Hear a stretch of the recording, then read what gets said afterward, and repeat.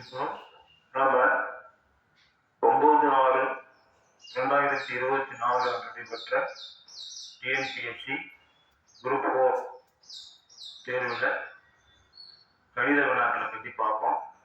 அதில் 170வது வினா பாருங்க. TNPSC group 4 question paper. இதில் 170வது கேள்வி என்ன கொடுத்துருக்காங்கன்னா, உயரம் 4 மீட்டர், அடிப்பரப்பு 500 சதுர மீட்டர் கொண்ட ஓர் உருளையின் கன அளவு காண்க அப்படின்னு கொடுத்துருக்காங்க. இதை பார்த்தோம்னா கொடுத்துருக்கான்னு கேட்டீங்கன்னா, உயரம் ஈக்குவல் டு 4 மீட்டர், அடிப்பரப்பு ஈக்குவல் டு 500 சதுர மீட்டர். என்ன கேட்டிருக்காங்கன்னா, உருளையின் கன அளவு காண்க அப்படின்னு கேட்டிருக்காங்க.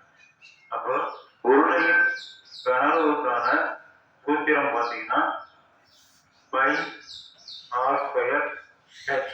இதான் உருளையின் கன அளவுக்கான சூத்திரம். கவனிங்க, ஒரு உருளை இதுதான் உருளை. இதனுடைய அடிப்பரப்பு 500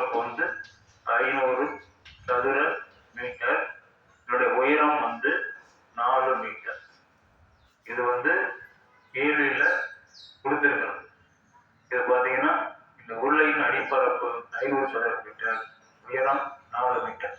இப்போ நம்ம கவனிக்கணும், உருளையின் அடிப்பரப்பு என்பது ஒரு வட்டத்தினுடைய பரப்பளவு. ஒரு உருளையினுடைய அடியை வட்டமா இருக்கும். அந்த வட்டத்தின் பரப்பளவும் உருளையினுடைய அடிப்பரப்பும் சமம்.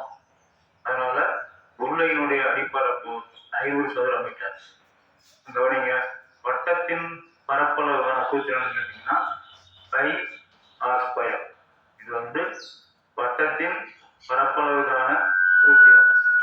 இந்த வட்டத்தின் பரப்பளவும் உருளையின் அடிப்பரப்பும் சமம் என்பதனால உருளையின் அடிப்பரப்பு 500, πr² = 500.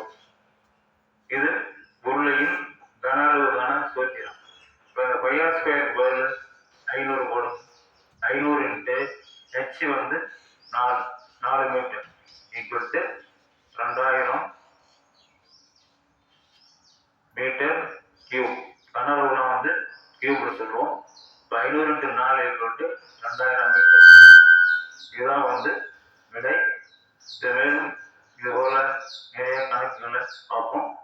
நீங்கள் உடனே இந்த யூடியூப் சேனலை ஷேர் பண்ணுங்க, சப்ஸ்கிரைப் பண்ணுங்க.